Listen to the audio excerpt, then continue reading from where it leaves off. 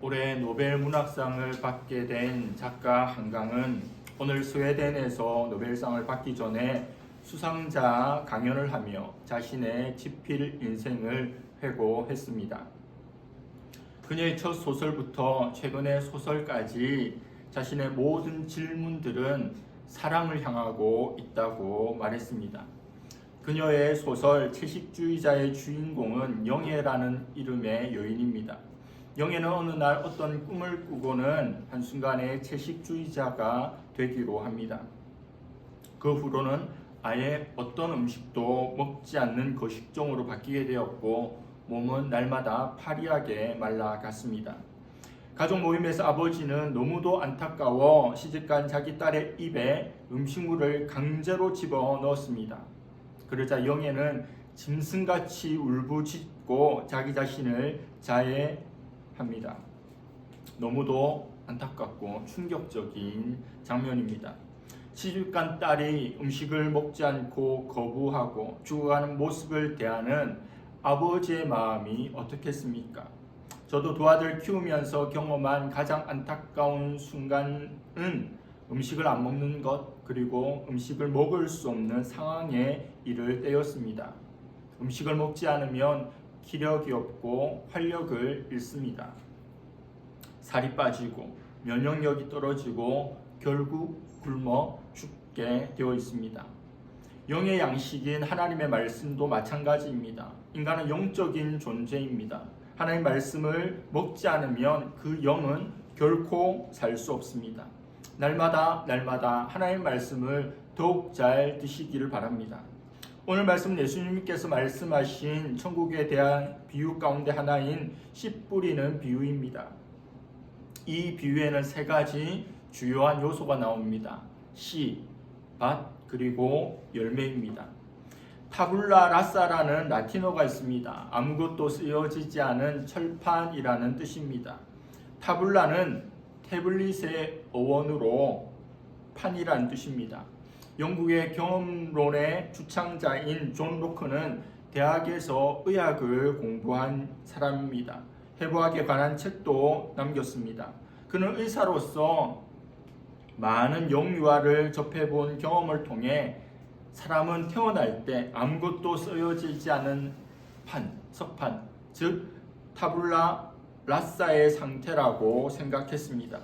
그런 존재로 살아가면서 우리 인생들의 현실 세계를 직접 간접 경험하면서 아무것도 없는 그곳에 뭔가가 쓰여지기 시작했다는 거죠.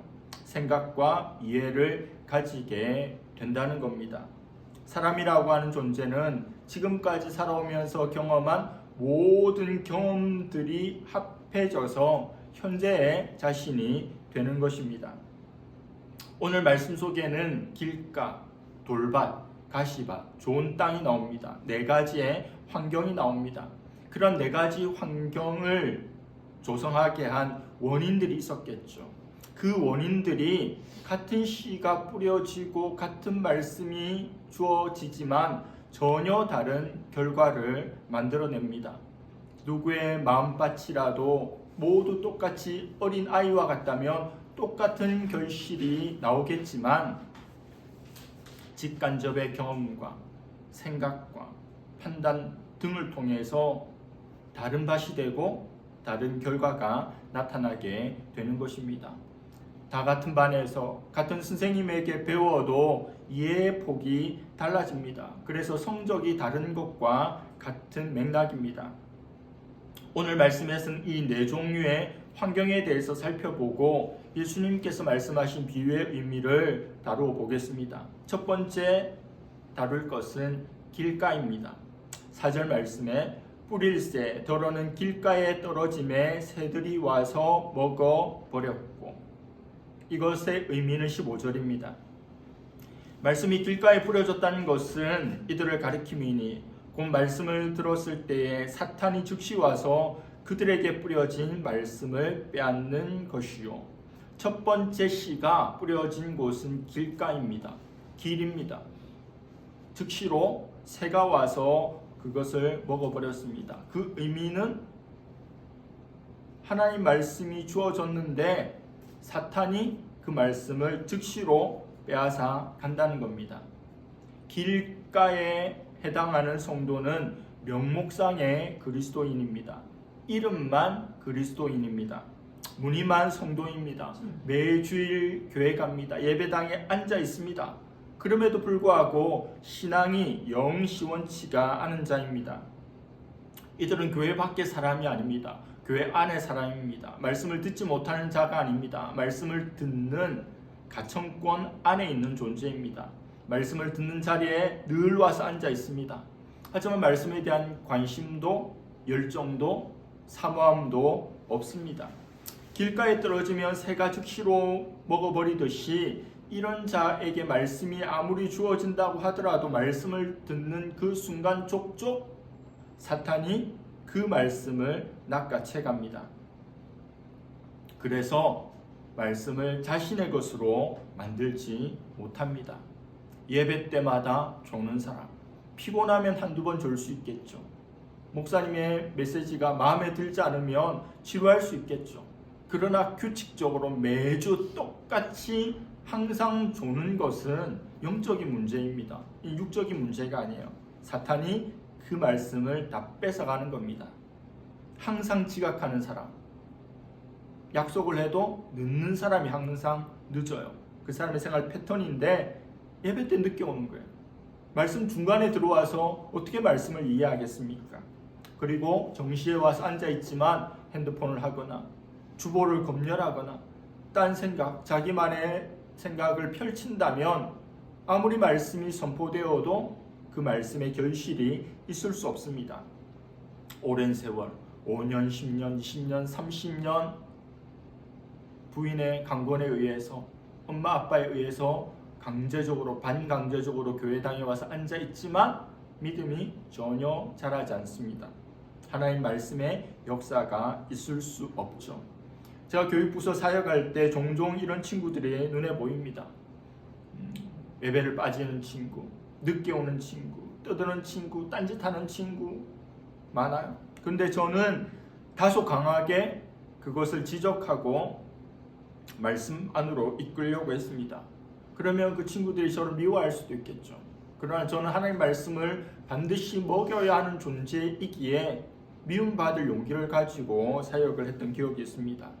여러분, 사탄에게, 그 원수에게 단 한 말씀도 빼앗기지 말기를 바랍니다. 두 번째는 돌밭입니다. 5절 6절입니다. 더러는 흙이 얕은 돌밭에 떨어짐에 흙이 깊지 아니하므로 곧 싹이 나오나 해가 돋은 후에 타서 뿌리가 없으므로 말랐고, 그것을 설명하는 그 의미를 설명하는 말씀은 16, 17절입니다. 또 이와 같이 돌밭에 뿌려졌다는 것은 이들을 가리킴이니 곧 말씀을 들을 때에 즉시 기쁨으로 받으나 그 속에 뿌리가 없어 잠깐 견디다가 말씀으로 인하여 환난이나 박해가 일어나는 때에는 곧 넘어지는 자요. 길가보다는 돌밭이 조금 낫죠. 길은 밭이 아닌데 돌이 가득한 밭이라도 밭이긴 하잖아. 이 돌밭은 피상적인 그리스도인을 의미합니다. 깊이가 없습니다. 진정으로 뿌리를 내리지 못하는 사람입니다. 돌밭은 겉으로 보기에는 좋은 밭처럼 아무런 문제가 없어 보입니다. 흙이 보이니까요. 얼핏 잘못 보면 옥토처럼 보이기까지 합니다. 그러나 흙을 조금만 들추어 보면 그 밑에 쫙 깔려있는 돌을 발견합니다. 처음에는 흙이 있기 때문에 싹이 납니다. 그러나 돌에 가로막혀서 뿌리를 내리지 못합니다. 뿌리를 내리지 못하면 곧 말라 죽게 되는 거죠. 태풍이 오면 뿌리가 깊은 나무는 견디지만 그렇지 못한 나무는 쓰러집니다. 신앙에 뿌리가 없으니 신앙으로 인해서, 예수 믿는 것으로 인해서 환난이 오면, 박해가 오면 견디지 못합니다. 진정한 신앙은 환난과 박해를 이겨낸 신앙입니다. 우리 고신교단은 일제시대 신사참배를 거부한 신앙인들에 의해서 세워진 교단입니다. 고난은 내 신앙이, 우리의 신앙이 진짜냐 가짜냐를 테스트할 수 있는 좋은 수단입니다. 가짜는 역경이 오면 하나님을 떠납니다. 교회를 떠납니다. 신앙을 떠납니다. 그리고 때로는 내게 교회 다니는 것이, 신앙생활하는 것이 유익하지 않다, 남는 장사가 아니다 라는 생각이 들면 언제든지 신앙을 버려버립니다. 갈아타 버립니다. 예전에는 부모의 반대를 무릅쓰고라도 맞아 죽을 각오를 하고도 교회를 오는 그런 학생들이 있었습니다. 순교하는 심정으로 교회를 나갔던 친구들이 많았습니다. 하지만 요즘은 반대입니다. 교회 안 나가면 부모님이 죽여버리겠다고 합니다. 교회 안 나가겠다고 집에서 순교의 위협을 당합니다. 부모는 가라고 다그치고 자녀들은 못 간다고 저항합니다. 세상이 이 지경이 되었습니다. 여러분, 환난이나 박해를 이겨내는 진짜 신앙인이 될 수 있기를 바랍니다. 세 번째는 가시밭입니다. 7절입니다. 더러는 가시떨기에 떨어짐에 가시가 자라 기운을 막음으로 결실하지 못하였고, 그 의미는 18, 19절입니다. 또 어떤 이는 가시떨기에 뿌려진 자니 이는 말씀을 듣기는 하되 세상의 염려와 재물의 유혹과 기타 욕심이 들어와 말씀을 막아 결실하지 못하게 되는 자요. 가시밭은 세속적인 그리스도인을 의미합니다. 이 밭의 식물은 일시적으로 잘 자랍니다. 돌밭과 달리 뿌리도 깊이 내립니다. 그런데 옆에서 자라는 가시의 기운에 의해서 마침내는 견디지 못하고 죽어버리고 맙니다. 이런 류의 성도는, 사람은 세상에 대한 욕망이 하나님의 말씀에 대한 사모함보다 더 큰 사람입니다. 말씀에 대한 마음이 있습니다. 그러나 세상에 대한 마음이 더 큽니다. 육의 소욕이 영의 소욕을 앞서는 존재입니다. 이런 사람은 하나님의 말씀을 잘 받아들입니다. 말씀의 뜻도 잘 이해합니다. 말씀을 사모함도 있습니다. 그런데 삶의 열매가 잘 없어요. 왜냐하면 말씀을 듣고 말씀이 자라려고 하는 그 순간에 더 강력한 것들이, 이 세상의 즐거운 것들이, 세상의 걱정과 유혹과 근심이 그 말씀이 자라지 못하도록 눌러버리고 그 기운을 막아버리기 때문입니다. 세상의 염려, 재물의 유혹, 이런 것들이 가시가 되는 겁니다. 근데 염려와 유혹은 동전의 양면과도 같습니다. 왜 염려합니까? 욕심이 있기 때문입니다. 잘 되기를 원하는 욕심이 있기 때문에 잘 안 되면 어쩌나 하는 그 염려가 있죠. 의식주, 학업, 진로, 결혼, 취업, 성공, 출세, 이런 이유들로, 이런 세속의 가치들로 인하여 신앙이 자랄 수 없고 타협하고 결국 결정적인 순간에는 내팽겨쳐 버린다는 겁니다. 예수님께 나온 부자 청년을 생각해 보십시오. 그는 영적인 일에 관심이 있었습니다. 그러니까 예수님께 나왔죠. 예수님께서 자신의 재물을 팔아 가난한 사람들에게 나누어 주라고 말씀하셨습니다. 부자인지라 주어야 할 것이 많죠. 오늘 물질 만능주의의 시대를 살아가는 사람이라면 그럼 저는 예수님 못 따라가겠어요 라고 하겠지만, 영적인 일에 관심이 있는 청년인지라 근심합니다. 재물을 지킬지, 재물을 버리고 주님을 따를지. 그런데 근심하며 가니라 돌아갔다고 말씀합니다.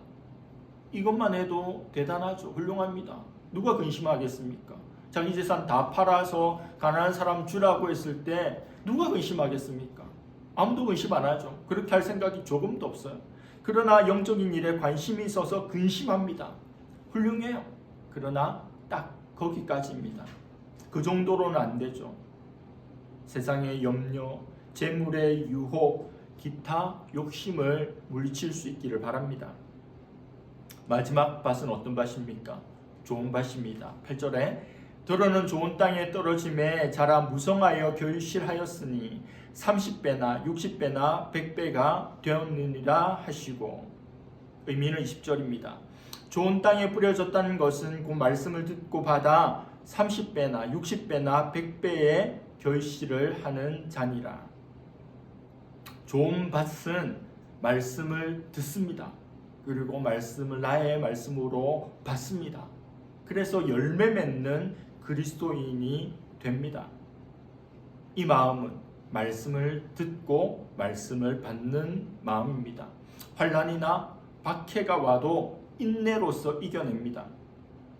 염려와 유혹과 욕심이 와도 믿음과 기도로서 물리칩니다. 그래서 결국 크게 결실하게 됩니다. 말씀을 들어서 은혜를 받고 열매를 거두는 것은 말씀 전하는 설교자에게 책임이 있지만 결국은 듣는 이의 마음밭의 문제입니다. 우리 모두의 마음이 좋은 마음밭이 되어 30배, 60배, 100배의 결실을 맺기를 바랍니다. 마지막으로 우리 마음밭이 그렇게 중요한데 유일하게 결실하는데 30배, 60배, 100배의 결실, 씨가 가지고 있는 그 놀라운 능력이, 그 효율이 극대화되는 비결은 우리 마음밭인데 이 마음밭을 어떻게 좋은 마음밭으로 바꿀 수 있겠습니까? 만들 수 있겠습니까? 그 핵심 원리를 살펴보고자 합니다. 우리 마음밭, 좋은 밭, 옥토가 되는 것을 결정하는 신앙의 원리가 무엇일까요? 그것은 들음입니다. 뭐라고요? 들음이라고요? 모든 땅도 다 씨를 받았잖아요. 모든 이들이 다 말씀을 들었잖아요. 그렇습니다. 다 들었어요. 똑같아 보이지만 그런데 다릅니다. 한글 성경에는 나타나지 않지만 헬라어 성경을 보면, 원어를 보면 그 의미가, 단어가 다릅니다. 문법이 달라요. 길가, 돌밭, 가시밭이 말씀을 들음은 단순 과거형입니다. 헬라어 문법으로 아우리스트라고 하는 거예요. 그런데 좋은 마음밭이 말씀을 들음은 현재형입니다. 단순 과거는 이전에 발생했던 행동의 단순한 발생을 의미하지만 현재형은 지속적인 것이고 반복적인 행동을 의미합니다. 이것이 차이입니다. 열매 맺을 수 없는 밭이, 그 밭의 마음이 한 번 말씀을 듣는 과거형으로 끝났다면 30배, 60배, 100배의 결실을 하는 좋은 마음밭은 지속적으로 끊임없이 말씀을 듣는 밭이라는 거예요. 저는 오랜 세월 책을 부지런히 읽었고 또 지금도 읽고 있습니다.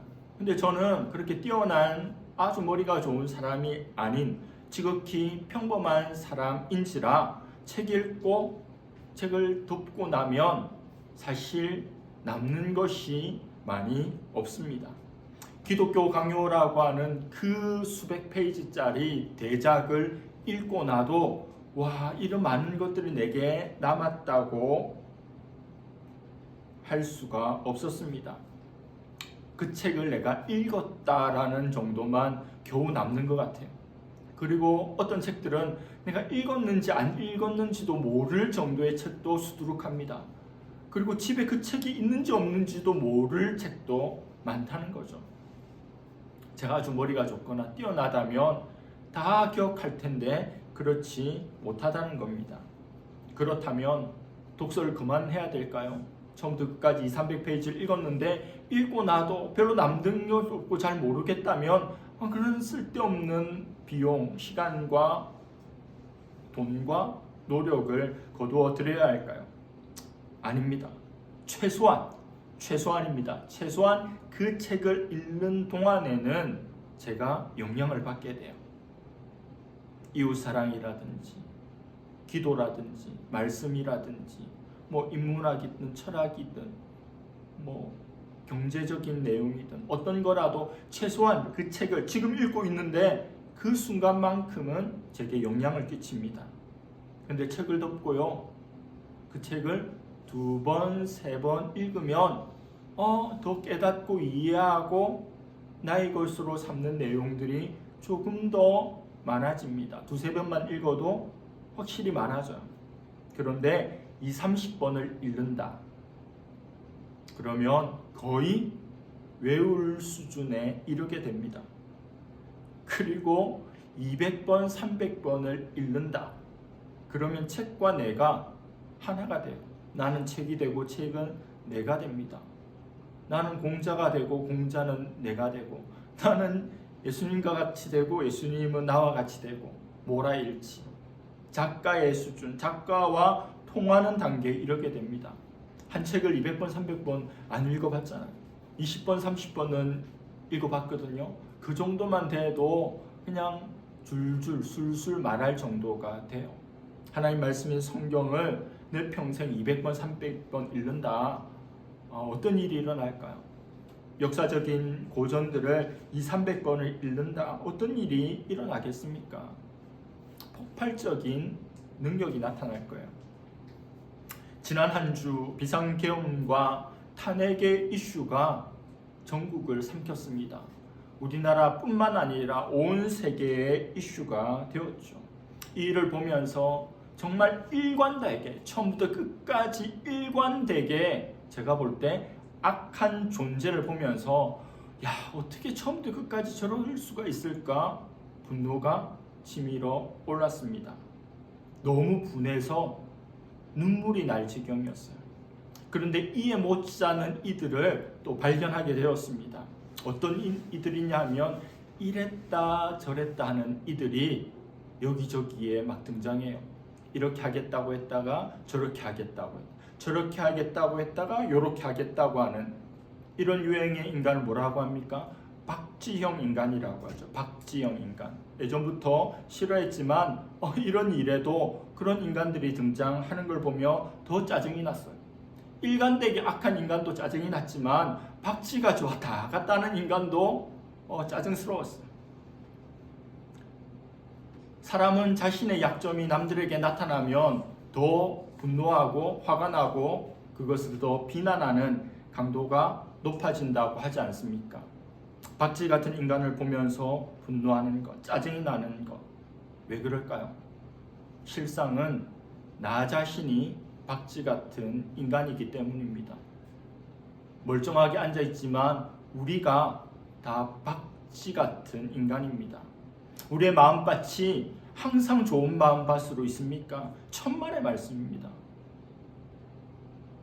길가, 돌밭, 가시밭, 그리고 아주 가끔 좋은 밭.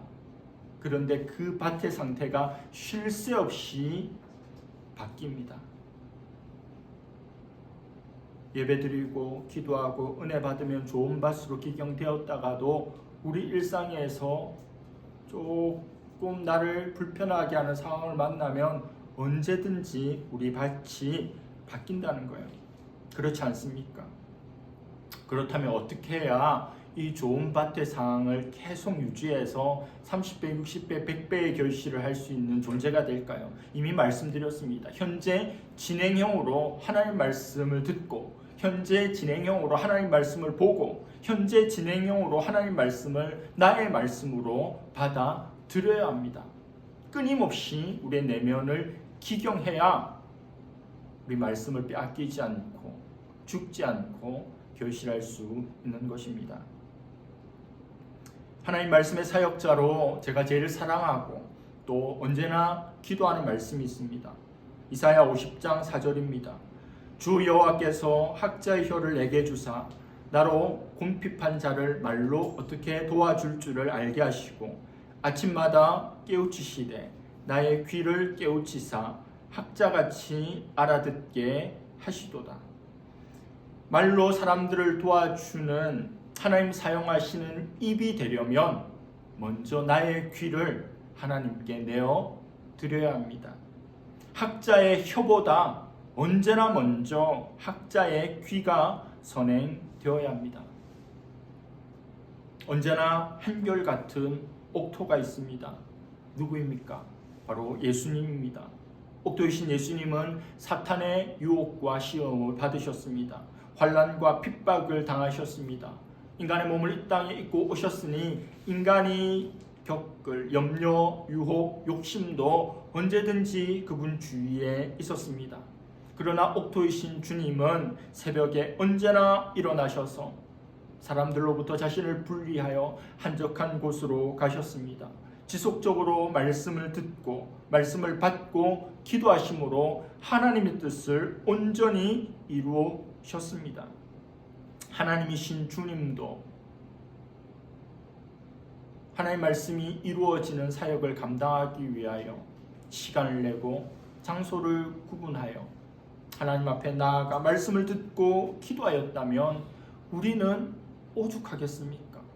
우리 속에 악한 것들이 올라오는 속도보다 하나님의 말씀이 우리 속에 임하는 속도가, 우리 속에 올라오는 악한 것들의 양보다 하나님의 말씀의 양이 더 많아야 겨우 이길 수 있지 않겠습니까? 옥토이신 주님을 닮는 우리가 되기를 바랍니다. 이 연말 30배, 60배, 100배의 결실을 한다는 그 결과만 볼 것이 아니라 그 결과를 제공한 원인에 집중하여서 하나님의 말씀을 듣고 보고 나의 말씀으로 무겁게 받음으로 말씀과 함께 참으로 복되고 평안하고 기쁨이 넘치는 연말을 보낼 수 있기를 주님의 이름으로 축복합니다. 기도하겠습니다. 하나님 아버지, 씨 뿌리는 비유를 통하여 네 종류의 밭이 있음을 보았습니다. 사탄에게 빼앗겨버리는 길가, 환난이나 어려움에 주저앉는 그런 뿌리를 내릴 수 없는 돌밭, 하나님의 말씀을 사모하고 즐거워하지만 세상의 유혹이, 염려가, 욕심이 커서 어느 순간 더 이상 자랄 수 없는 가시밭, 말씀이 뿌려지면 그 씨앗의 생명력대로, 그 잠재적인 능력대로 30배, 60배, 100배의 결실을 하는 좋은 밭이 있음을 살펴보았습니다. 과거형으로 한 번의 사건으로 끝나는 말씀 들음이 아니라 현재 진행형으로 지속적으로 말씀을 듣고 보고 받아들이며 우리의 패역한 심령을 기경하고 하나님의 말씀이 아름답게 자랄 수 있는 옥토로 주님 앞에 나아갈 수 있는 우리가 되기를 원합니다. 주님 닮기 원합니다.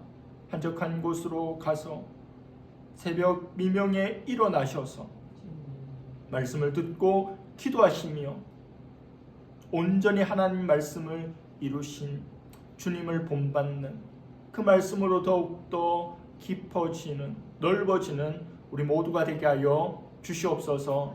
감사드리며 예수님의 이름으로 기도드립니다. 아멘.